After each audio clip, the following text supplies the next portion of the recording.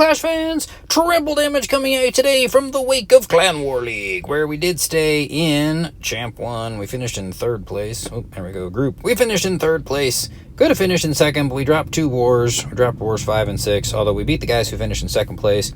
Today's episode, I think I'm recording a podcast. Today's video, we are going to be taking a look at a really cool army that Congressman Coolrick started attacking with maybe like a week or so before Clan War League, and I said, oh my gosh, I totally need to do a video on this army. Take a look at it. 12 furnaces. That's right, 12 furnaces. So we are starting out with a Warden Walk, and he is going to, we're starting out with a Royal Champion.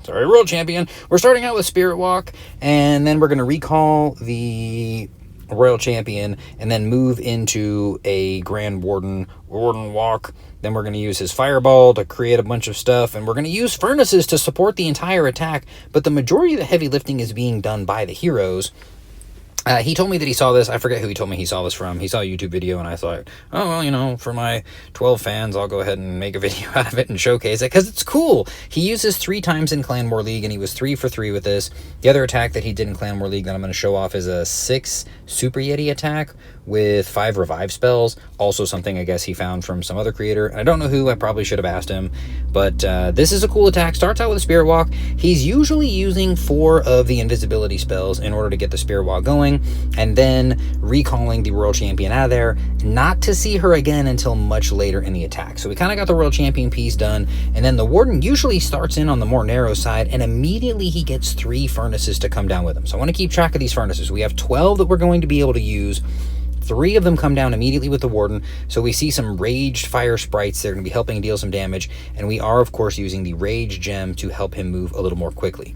I will come back to him in just a moment after pointing out that he is using Sneezy. Sneezy's hidden in there along with all the healers, and these guys can help tank potentially for the red bombs that would hit the healers, but he's also just good for dealing some damage, and the other pets, honestly, I feel like Sneezy is a great pet for this attack, because he's, you know, if anything, he'll stay alive because the air bombs might hit the healers before they hit him. So we, on one side of the Royal Champion funnel, we're starting the Grand Warden, and he's going to do his Warden Walk thing. We'll come back to him in a minute for his Fireball. The Barbarian King and the Archer Queen come down, usually with 1 furnace right away, and then a 2nd furnace followed shortly after. We do have the Siege Barracks also helping set up some funneling over here. And where are we at? Still the 3 furnaces. That's a 4th furnace. I'm going to zoom out a little bit so we can see. Because, okay, so Queen, there we go, 2nd furnace. Queen pops her ability. So we've got, the Queen is using the Giant and the Magic Mirror, the action figure. I hate the name of that thing. So the action figure and the Magic Mirror. We have 1 invisibility spell there to help the Barbarian King because he was getting targeted by that single target tower. But normally the invisibility spells are being used like this, where the Grand Warden is making stuff invisible, then using his Fireball. This one was a whiff because this was intended to come toward the monolith, but we went invis, triggered the Warden ability before that multi-gear tower had become fully invisible. So we misfired a little bit, but still dropped those earthquake spells to take out some of those defenses and soften up the monolith. Now, because we brought in another furnace, we have more of those fire sprites over here to take damage, and we now have another furnace where the first furnace came down, and I thought we had a furnace over on that side too. Maybe we don't. Maybe it's going to come down in a minute. But the Warden manages to fight his way through what's going on over here, and he's doing his thing, and everybody is happy. He ends up taking down the enemy Barbarian King, and eventually gets in there to... What is this? Oh, that's why I was thinking, because there's multiple furnaces inside the clan castle. Man, that's gross. That's 15 furnaces. So here comes another one on the side, and then we got 2 more over here to support the Grand Warden. We got a bunch of furnaces. I'm going to back up a little bit, and you can just see those fire sprites coming from all over the base. We missed, because I moved over to the side a little bit there, we did miss that the Barbarian King used, right around here, his spiky ball and his earthquake boots, finishing off a lot of that stuff, and taking down a bunch of buildings. We have a lot of stuff left on the back end. We have 2 furnaces left, both of which are about to come down. Oh, so the furnaces are coming down on this side. They're not coming down yet. Queen's down. Furnaces still doing a bunch of damage. Look at those fire sprites taking down the town hall. All they got to do is get in range and jump on there. I think Congressman Coolrick was holding on to his Royal Champion at this point just to make sure that... Where'd the other one? There we go. Another furnace right here. I think he was holding on to the RC just to make sure that the Town Hall would indeed go down. As soon as the Town Hall goes down, Royal Champion comes in here, and then he immediately triggers the Royal Champion's Rocket Spear. She is, of course, running the Electro Boots with that. And there are just so many fire spirits. The Grand Warden is still doing his thing, walking through here. Royal Champion takes out a bunch of stuff, finally gets closer and gets into the fray. And then between the Warden and all those fire spirits, we finish the base off. This thing is so cool. He was sharing replays. I was like, man, I got to try that. And I haven't tried it yet, but I am definitely going to give it a shot. He did use it in 3 separate attacks. We're going to go ahead and take a look at those real quick. Oh, man, Congressman Cool Rick. Where's that? Cool Rick, where's your attack? There it is. Cool Rick. We have another one. I think the Grand Warden, or the Royal Champion, comes in on this side. So we'll just go at a slightly faster speed. We already know what a Royal Champion Spirit Walk looks like. We are using the Spirit Fox, of course. So popping through usually 3, sometimes 4 of the invisibility spells, and then grabbing a hold of the Royal Champion and scooping her out of there. I think the scatter does not go down. Yep. And then here comes the Grand Warden. I think the plan probably would have been for the Grand Warden not necessarily to come this way, but he started moving this direction, so Congressman Cool Rick was like, yeah, let's just go ahead and invis some of that stuff. Bang, 3 earthquakes, and the Warden set off to the races. We've got 3 furnaces behind him.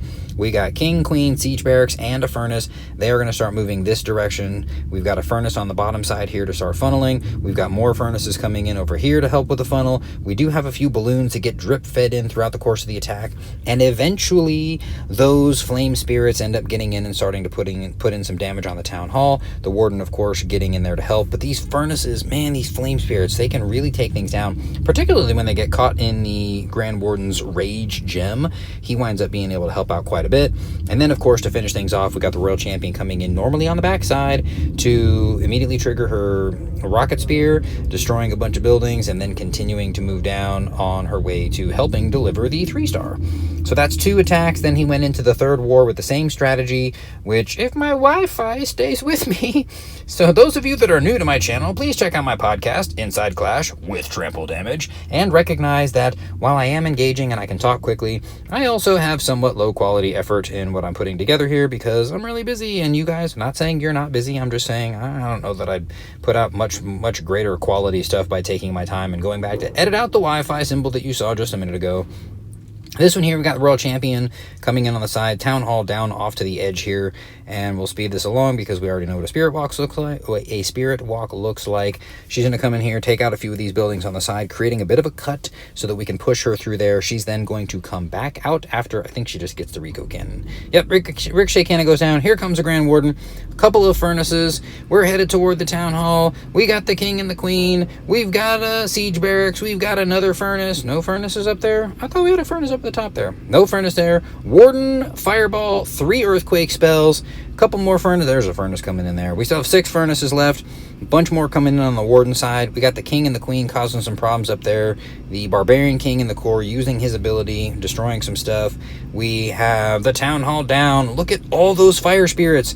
And we now get to bring in the Royal Champion to help clean up, and we usually have this like nice straight line for her to come through toward the back end. I see we used an invisibility spell to keep the Warden alive, immediately triggering her ability, dropping in the final furnace for some support. She just comes along cleaning up the back side of this base, and that is it. The base goes down and we get a 3-star. This attack is so cool. The only downside is we're using a max piece of epic equipment for the Barbarian King. We are using 2 maxed pieces of epic equipment for the Archer Queen. We are using 2 maxed pieces of epic equipment for the Royal Champion and a maxed epic equipment for the Grand Warden. So 6 pieces of epic equipment that we are using in this attack, which, you know, if you've got the goods, use them.